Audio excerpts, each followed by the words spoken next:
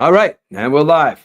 All right, guys, happy Thanksgiving from the Murph and E-Dubs show. E-Dubs is not with us today. E-Dubs is on location, I guess you would say. He's heading to the in-laws' house. He's going to go have some turkey dinner. I know his son's home from college. And I don't know. See, he's probably going to have a good report from some of the stuff that he hates about the holidays. But anyway, this is the Murph and E-Dubs show, guys. I'm Murph. Like I said, E-Dubs is on location, and we got some football to talk about today. And if you're anything like me, you got upstairs, you got some people cooking up there, namely my wife and my son. I tell you guys about my son all the time. My son's in culinary school.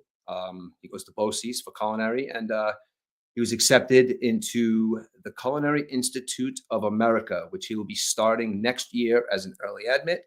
And I'm wishing him good luck. And I'm finding that it's pretty good to have a chef slash future chef in the house when you're cooking Thanksgiving. So my wife and my son are up there cooking. My other son Aiden's up there waiting for me to come upstairs so we can watch the football games. But I gotta get something out of the way. I got a question to ask people out there. We're in a fantasy football league, right? It's me and a couple of my friends and a couple of my son and his friends. And something happened yesterday in our league that kind of irked me a little bit. I got to be honest, but it's all right. I'm in first place. E-Dubs is in second place, and everybody else is behind us. But a sneaky trade was made yesterday. Now, I'm not going to tell you what the sneaky trade was, but wasn't out there on our group chat, wasn't able to be out there to be vetoed. And namely, it made one team a lot better than they already are. And a player came off a team that wasn't even going to make the playoffs. So if we have any fantasy football players out there, my question to you guys out there is, if a trade is made shadily towards the end of the year to make a team that's in the playoffs better than they are already. So mind you, the person that's being advantageous of this trade already has Saquon Barkley and just added Josh Jacobs in a trade and somebody else. But now this kid has Josh Jacobs and Saquon Barkley on his team. Saquon Barkley, who everybody out there knows, had a 255-yard rushing game. He had a bunch of catches, bunch of touchdowns. So he's getting a lot of points in our league right now. But on the other hand, the kid that traded him away isn't even making the playoffs right now. So it's an advantageous trade for one person, and the other person doesn't care because they're out of the playoffs. Now, where I come from, you don't do that. That trade could have been vetoed, but you don't do that. Especially, if you're trying to, drop some of your players. You hang on to your players and you don't trade them towards the end of the year because obviously, if that was, the right thing to do, people are making trades like that all the time to make somebody else better. But no, you can't make trades like that towards the end of the year to make somebody else's team better. It's just not proper fantasy football etiquette. That's all I'm saying. Enough of that. All right. So listen, we got 3 football games today, right? 3 football games. And the first one, I think, is probably going to be the most exciting of the 3, or possibly the Dolphin game. And I think the Packers might run away with that one. But anyway, today's first game is we got the Bears and the Lions. Now, the Detroit Lions, if you know, have a long, long history of playing football on Happy Thanksgiving Turkey Day because they are a team that haven't been, that good in the last duration of their, of their existence. But they seem to win on Turkey Day. So today they're playing the Chicago Bears. All right. Now, the Chicago Bears have a quarterback, Caleb Williams. Now, Caleb Williams, the last couple of games, is kind of showing something a little bit. Maybe he had some growing pains in the beginning there that he's getting over, but he seemed to be getting over them because last week he had 2 touchdowns last week. I think he threw for 300 and something yards last week. So I think he's trying to show some promise. And if you look at the Lions defense really isn't, they're not ranked too high. They're kind of middle of the road, but especially against the pass, they're like in the lower of the pack. So if Caleb Williams is going to continue to do what he's been doing for the last couple of weeks, maybe he could get some touchdown passes on that secondary of the Detroit Lions. Or maybe, I don't know, maybe they could rush against them. I don't know. But the thing that's going on right now with the Detroit Lions, last year, they almost made the Super Bowl. Now, they had a really good season. And they had a really good season last year, mainly because they have a good formula right now. They have Dan Campbell, who's an excellent coach. They have Jared Goff, who's an excellent quarterback. And they have a team that has bought into a very, very enthusiastic coach who lets these kids know every single day that it doesn't matter who they're playing. That's the team that they're facing, and that's the team who's going to get their asses kicked. And that is very, very prevalent right now because the Detroit Lions seem to be just coming in and just kicking everybody's ass. Their offense is almost unstoppable. Because when you got an offense that has Ahmad St. Brown, who I think is one of the premier wide receivers in the game right now, next to Justin Jefferson, with the two of them, take your pick who's better. They have James Winston, they have him. Not Jameson Winston. No, not him. Jameson. What the hell is this kid's name? Oh, whatever. He's going to do well today. But that's how good Ahmad St. Brown is. I don't even know the second wide receiver's name at the moment. But Ahmad St. Brown is got a little knee problem going on right now. So from what I understand is that Goff is going to probably do a lot of passing. And what I mean by a lot of passing is I think that if you look at the statistics and everything, there's about 6 wide receivers in that starting offense for the Detroit Lions because both running backs are very well out of the backfield and catching passes. Both of them have about 300 yards receiving coming out of the backfield. So when you have about 4 or 5 weapons and Jared Goff throwing you the football and an offensive line that's protecting you with their life, the Detroit Lions, no matter what the Chicago Bears are going to throw at them today, even if Caleb Williams has a career day and he throws for 4 touchdown passes and runs for 1, Jared Goff is going to still do him 1 touchdown better. So this is a division right now, guys, where the Chicago Bears are 4-7 right now and they're in last place. But the 3 teams on top of them are the Green Bay Packers are in 3rd place. Okay. The Minnesota Vikings are in 2nd place. And then the Chicago Bears are in last place. And then on top of that division, you got the Detroit Lions. And it's all because of their offense, because their offense plays at such a high level. And I think it's because of Dan Campbell, too, because Dan Campbell is one of the best coaches right now in professional football. So today, going into today's game, the Lions are a big favorite. Okay. It's 10.5 points. But I don't think that's enough points. Like I said, even if Caleb Williams has a career day today, which I don't think he is, I think it's going to be a big blowout today by the Detroit Lions because not only is Jared Goff going to throw all over the place, Jahmyr Gibbs is probably going to run for over 100 yards. And that, my friend, right there is going to seal the fate of the Chicago Bears and anything they want to do with keeping up with the Packers, the Vikings, and the Lions. Now, the Detroit Lions, got real close last year. So close that their fans actually thought they were going to get a Super Bowl last year. It didn't happen. But this year, this Detroit Lions team, 1 year more mature from last year, 1 year hungrier, 1 year of waiting to hoist that trophy. Jared Goff always saying, he's a great quarterback, but is he elite? Jared Goff, this is your year. This is your year to show everybody that you are, in fact, an elite quarterback, and you are, in fact, going to march into Detroit and have a Super Bowl parade down whatever street that is in Detroit. That is your main street. Detroit Lions fans have a really good possibility this year of getting a Super Bowl. Now, game number 2 today. Now, game number 2 today, 6 or 7 months ago, the schedules are coming out. You're a Giant fan. You're a Dallas Cowboy fan. You're like, holy shit. Not only is my team playing on Thanksgiving, but not only is it a divisional game, but if you're a Giant fan and you circle this game on your calendar as the Dallas Cowboys being a game that means something for the division, that means something because the Cowboys, the Giants, the Redskins are going to be fighting possibly for first place. Not the case, guys. Not the case at all. As a matter of fact, if you're a Giant fan today, you might want to skip this game. Giants did something really, really un-Giant-like this year. And I guess they've been doing stuff that's kind of un-Giant-like for a long time. When you think about the Giants and you think about the Jets in this town, the Giants are like the team that right now they're in dire straits. But you know what, though? They have tradition. They have Super Bowls. They always get over that hump, and they always, you know what? They always make the right move sooner or later. But you drafted a quarterback 6 years ago out of Duke. You know, nobody's copping to who wanted him as your quarterback. But at the end of the day, the Daniel Jones experiment only came out in Daniel Jones' favor. And I understand that Daniel Jones is a football player. I understand that he wants to excel.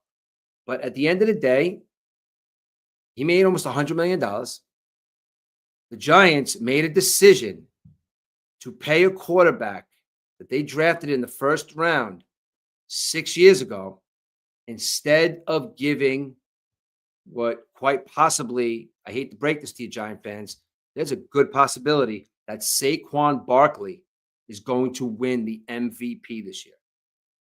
Now, I don't know if you're a Giant fan, if you look yourself in the mirror and say, oh my God, we just let the MVP of the league go and march into Philly and make Philly a better team than they already were. Philly needed a good running back. The Eagles needed a running back because as much as you want to like Jalen Hurts, as much as you think Jalen Hurts is a good quarterback, Jalen Hurts is a mediocre quarterback that has insane amounts of talent surrounding him. He's got two top-notch wide receivers to throw the ball to. And now you add in Saquon Barkley. That offense just excelled to the top offenses in the league just because of one man that the Giants let go. The Giants says, you know what? A couple of years in, 4 years at this point, we're going to give a chance. We're going to give Daniel Jones $80 million, and we're going to win a Super Bowl with this guy. The Daniel Jones experiment is over.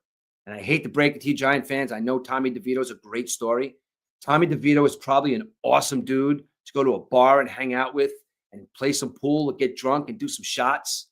He's probably an awesome guy to hang out with. I know a lot of guys like that. But I don't want them quarterbacking for my football team.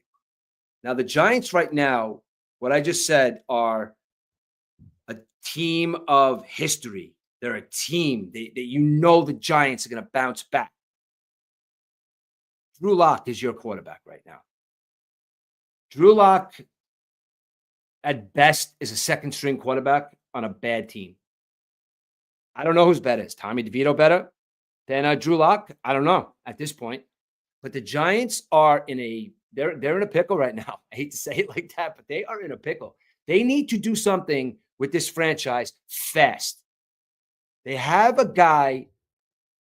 Listen, now, is it Josh Allen a great quarterback, or did Dabo make Josh Allen a great quarterback? I'm a big believer in when you get drafted into the NFL, whatever you did in college helps a little bit, I guess, but you have to be able to play in the NFL. Now, is Josh Allen that talented of a guy that he's just right now probably one of the toughest, if not the best quarterback in the NFL right now? I mean, I think that's on him. But if you get put into the proper situation, let's go, for instance, let's say that Pat Mahomes goes to the Jets. Is Pat Mahomes one of the greatest quarterbacks ever if he goes to the New York Jets? Absolutely not. Because of the fact that it's a situation that he goes to. Okay, they draft Pat Mahomes. They got Andy Reid. And there you go. You know the history, Super Bowl, MVPs. Now the Kansas City Chiefs are one of the shining stars of the NFL right now. They are an organization that says, you know what, though? We got the coach and we got the quarterback. So I hate to break it to you guys because that's what it takes in the NFL right now to win a Super Bowl. You have to have elite, if not a little below elite quarterback, and you have to have a coach. You have to have a guy who is a leader of men. You have to have a guy that's going to get into a locker room and is going to look at a guy like Aaron Rodgers and say, you know what, Aaron, shut the fuck up. This is my team. Sit down and shut up. And I'm a Jets fan, all right? And I think that is 100% what is wrong with the New York Jets. They have nobody on that coaching staff that has balls big enough to tell Aaron Rodgers to shut up. You have wide receivers, you have running backs, you have an offensive line now, and you have a so-called Hall of Fame quarterback. The so-called part is a fact because he is a Hall of Fame quarterback. It's the quarterback thing that I'm questioning right now. Is he too old? Is he too slow? Can he throw the ball? Maybe he is washed up. I think he might be. But you know what? At the moment right now, Aaron Rodgers is doing something completely opposite to what every Jet fan 2 years ago thought when he was going to come here. We thought, A, he was going to change the culture. We thought, B, he was going to talk to all these young guys and let all these young guys on the Jets team know that they can be winners. Didn't happen. C, he was supposed to be a guy, a veteran force in that locker room that could work with the coaches, that could say, I could help you out here, I could help you out there. Not come in and just allow everybody to kiss your ass, allow everybody to say whatever you want, Aaron. Now, let's not get this confused because I love Aaron Rodgers. I even like him as a guy because you know what though? Anybody that could stand up in front of anybody and say whatever the hell he wants and know there's repercussions and not give a shit, I'll take that guy any day of the week. But right now, he is pulling the wool over the New York Jets. Woody Johnson is probably going to be gone in a couple of weeks. He's probably going to be running some kind of position with the Trump organization. So, like I said last week, you got his little brother Chris is going to come back and run the team. Both of them sell the team. Steve Cohen, pick it up, leave Jersey, build a stadium right in the parking lot of the old Shea Stadium. Let's become the New York Jets again. Start over, new coach, new lifestyle, and new building. That's the problem with the Jets. The problem with the Jets is they've been the little brother of the New York Giants. Because like I'm talking about the Giants, now I'm going off on a tangent about the Jets because they're the little brother of the New York Giants. And I don't have any problem saying that because it's been like that. I would love it if the Jets did a Baltimore Colts, got on a bus like in 1984 and just left and said, we woke up the next day and said, whoa, where'd the Jets go? The Jets left. The Jets went to, some state or whatever. Fine, good, gone. A couple of years later, had the Baltimore Ravens like franchise come in and start a new franchise so we could start some new fandom. Because you know what, though? This Jets team sucks. This Jets team organization sucks. Look at the team on paper. They got great athletes. They got great players. You know what you do right now with Sauce Gardner? You put Sauce Gardner on the first bus to wherever team will take him to get a first or second round pick. I don't even think we can get anything like that for him right now. The kid's soft. He doesn't tackle, and he's a terrible football player. Man up, Sauce Gardner. It's not college anymore. You're not running around calling yourself Sauce because you cover so well. You know what? Your Sauce is gone. You need to be gone, and you need to be wearing another uniform so we get somebody else in here that could play football. And that's what I got to say about Sauce Gardner. It's just not cutting it, kid. Garrett Wilson, Breece Hall, you guys still have a shot to become great. But Aaron Rodgers, let's be honest here. Aaron Rodgers has to say to himself, look, I'm 40. Look, almost 41. Can I do this anymore? Can I just stick around and just show somebody how to play? Can I pass the torch yet? Or get off your ass and play football? If not, step aside. Because you know what, Jet fans? The resiliency we have as Jet fans is we are always rebuilding. We're always looking for next year. We're always looking for something better. So when it happens, it's going to be great. But you know what, though? I don't see it happening because it's a cursed organization that will never, ever succeed. And I don't know what you thought about coming here, Aaron Rodgers, but you kind of tarnished your legacy. Like that asshole Brett Favre from Green Bay came over here. He tarnished his legacy in other ways because he's a piece of shit. But Aaron Rodgers, you came in here thinking you could still play football. You can't. Advise. Or you know what? Come out this weekend and show us at home against Seattle that you can still play football and throw the ball all over the place. Guys, I went off on a tangent because you know I'm a Jets fan. But let's get back to the Giants. Giants, you guys are in trouble. There is one shining star or one shining point that I do see on that Giants lineup, that I do see in that locker room that could potentially become a really, really good football player. And you guys have a running back named Tyrone. See, I don't even know this kid's name. Doing a bad job here today. But running back wise, that kid was the one involved in our trade today, right? That kid right now is going to run today for about 200 yards. Now, listen to me again when I say this to you. Everybody's looking at the Dallas Cowboys. They're home. Cooper Rush is their quarterback. If you're a Dallas Cowboy fan, you got to be sick to your stomach. You have Dak Prescott. I mean, you guys were all sick to your stomach with Dak Prescott as your quarterback. Everybody hated Dak Prescott. You guys realize that this time last year, Dak Prescott was third in the MVP voting? But still, it's Dak Prescott. And now you got Cooper Rush. You got CeeDee Lamb, who's running around all over the place trying to catch the football, trying to make something happen. But you know he's a little bit pissed off. Have you ever in your entire life heard a player complain about the sun in Dallas? You always see that, guys. Even the older guys like me. Remember that? They always say that's the eye of God looking into Dallas.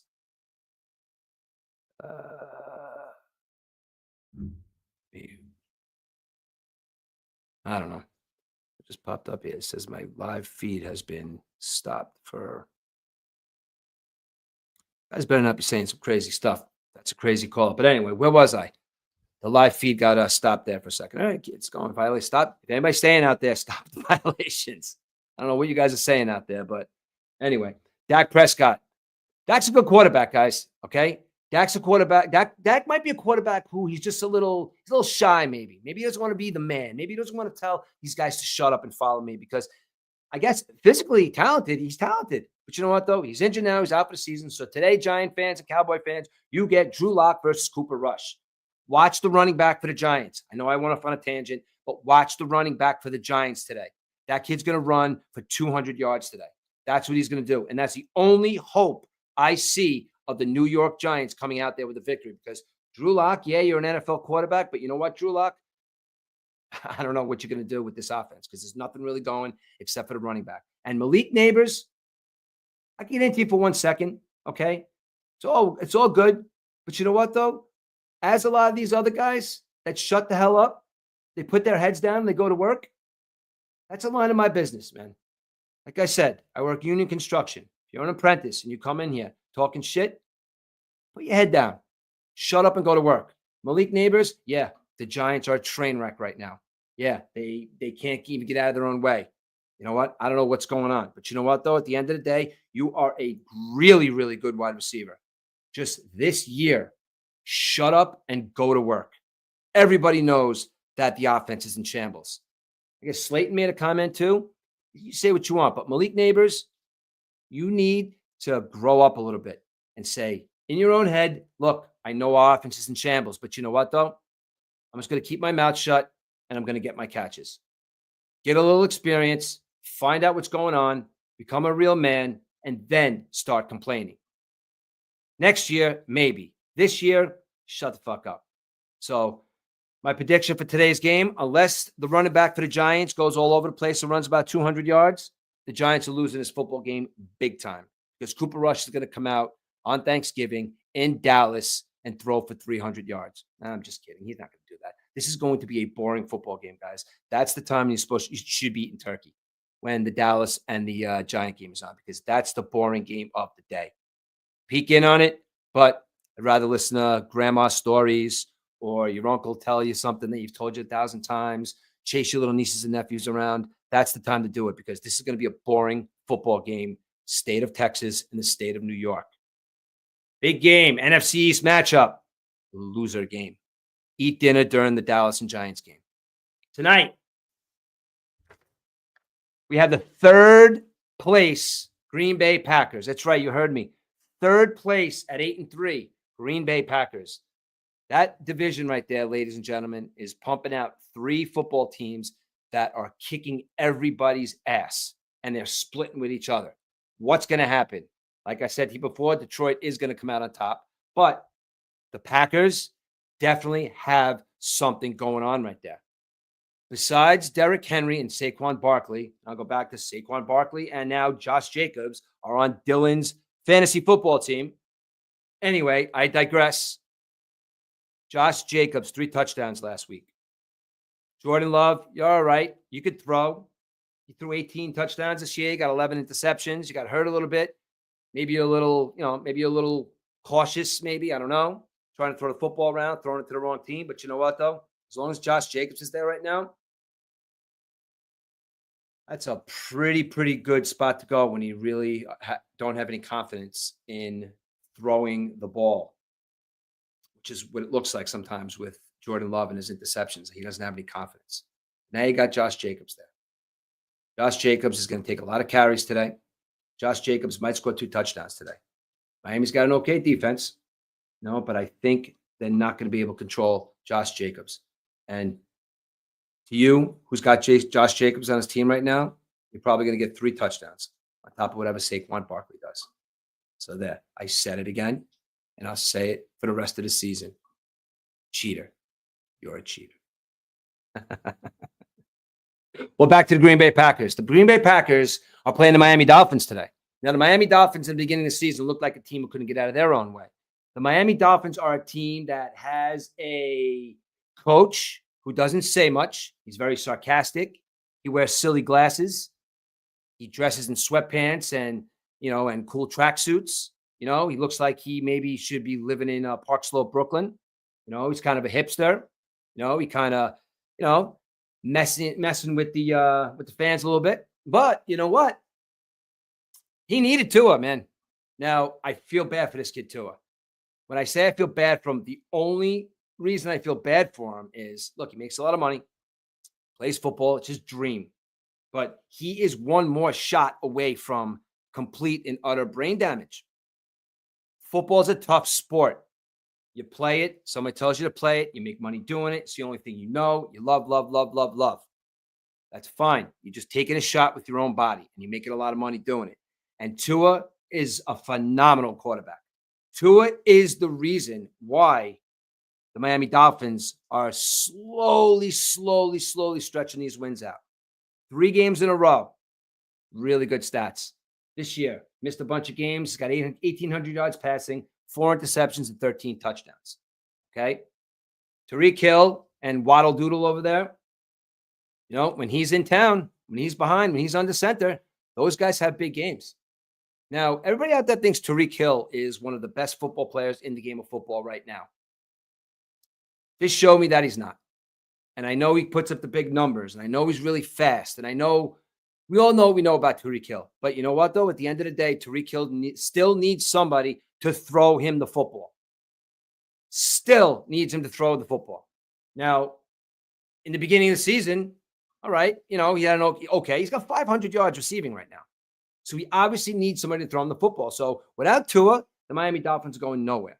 So Tua, as long as you stay healthy, my friend, as long as you don't get hit and have another concussion and, you know, your muscles start spazzing out again, I feel bad for you. But you know what, though? You love the game. You want to play the game. And you're the reason why the Miami Dolphins do what they do. Because you have 2, like I said, explosive wide receivers. You have a good young running back. You have an okay running offensive line. But you know what, though? Don't forget Tua. Because at the end of the day, that offensive line needs to protect that poor kid. Because if he gets one more hit, the Miami Dolphins season is again over. Because he makes that team go. He makes that team run. And I think he's going to make that team run to the Green Bay Packers being 8-4. I think Tua is going to pull a rabbit out of the hat tonight. I think Tua is going to go into Green Bay. And I think he's going to pass it all over the place. I think the running back for the Dolphins, Akane, whatever how he pronounce his name, I think he's going to have a good game. But you know what, though? My Jets are out. My Jets are done. In the past, I hate the Dolphins. Never want the Dolphins to succeed. I'm not saying I want them to succeed. I would never even in the past say that I want the Dolphins to win a football game. I would even never say in the past that the Dolphins were an exciting team to watch, even when Marino was throwing the football. Because you know what? They were a very exciting team to watch. Because my Jets were always on the shit end of the stick of that. And I couldn't stand them for that. But you know what? The Jets right now are dead to me. That's right. They're dead to me. So I'm an NFL football observer who watches football games and could tell when I'm watching something happen. So Miami Dolphins, get out there with your little hipster coach, Tua, your wide receivers, your offensive line. And oh, yeah, I forgot to say, pretty decent defense too. So let's go out there today and let's kick the Green Bay Packers' ass. Let's go in there today to Green Bay and Tua, show the world that you are the reason why the Miami Dolphins are a good football team. The team actually said it, man, in not so many words, but they showed in the effort. Tyreek Hill showed in the effort because the effort wasn't there until he had somebody throwing him the football. And you, my friend on the Miami Dolphins, you make that team go. So that's the 3 games we got today, guys. So enjoy the football games because I'm going to go upstairs and start munching around now, see what's going on upstairs. But listen, thanks for joining me for a couple of minutes. You know, I just want to get a couple of things off my chest. But also, I'm going to end the live thing over here, the Murph and E-Dubs show. We are over and out. E-Dubs will be with us, you know, next week as usual because Juan Soto is going somewhere in the next couple of days, guy. Juan Soto is going to be wearing pinstripes and not the pinstripes you think out there, Megley, because I see you watching. Juan Soto is not going to be wearing the pinstripes that you think he's going to be wearing, Volk. I see you 2 guys out there. Right, Dylan? This is one thing we could agree on. Let's go Mets. Soto is signing with the most money. Soto is signing with the guy that has billions. But that's what we're going to talk about on the next Murph and E-Dub show. So, signing off the Murph and E-Dub show. This is Murph, and we are signing off. And happy Thanksgiving. And E-Dubs will see you this weekend. All right.